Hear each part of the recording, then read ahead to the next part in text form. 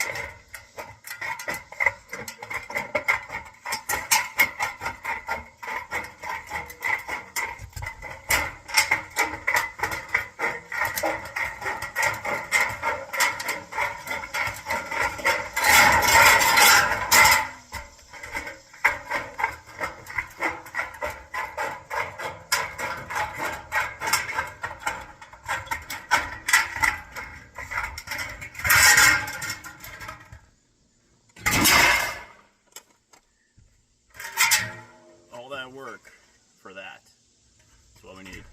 Slap it up there. All right, not bad. The angle was off a little bit. I've got like 1/2 inch down there, and it's tight at the top, but it's not the angle itself, it's the roof or the J-channel or something, but it's fine. It's tight up at the top. Stuck that level on it. Pretty good, pretty good. And when you're working on something like this, I've got to kneel on the roof. If I'm not on the pitch hopper, I got to be on the cushion like this, working on the roof. So I hate wearing shorts when I've got to do this. It sucks. So these pants are actually incredible. Here's this side over here. Got my second piece laid out. So my rib, my leading rib, I need my next piece of metal to be 18.5 inches tall. So here's my next piece of metal, 18.5. My top cut, that 312 pitch, so 3 foot times 3 inches a foot, once again 9 inches. Connect the dots, that's a 312. And then to get my 1012 down here on the bottom, remember that's 18.5. So I'm going to measure 18.5 there.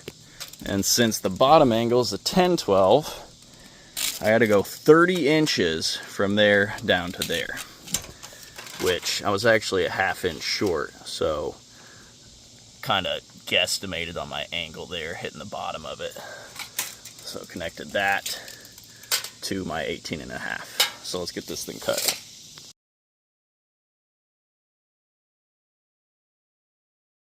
Absolutely smashing. Snug there. Just barely an inch there. So I've got a little gap down at the bottom. Perfect. I'm gonna stick some screws in this, make sure it's level. Keep rolling. Okay. One more time for the people in the back. My next rib measurement is 40 inches. All right.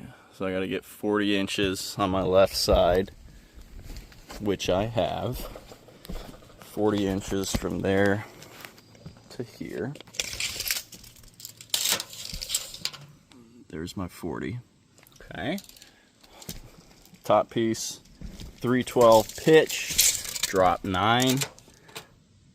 Connect the dots, that one's done. And then I measured 40. And then add 30 to that. So I'm making that reverse 10-12 pitch triangle. So then that's 70, connect the dots, 36 across, 30 down, 10-12 pitch. 9 inches down, 36 inches across, 312 pitch. Cut it.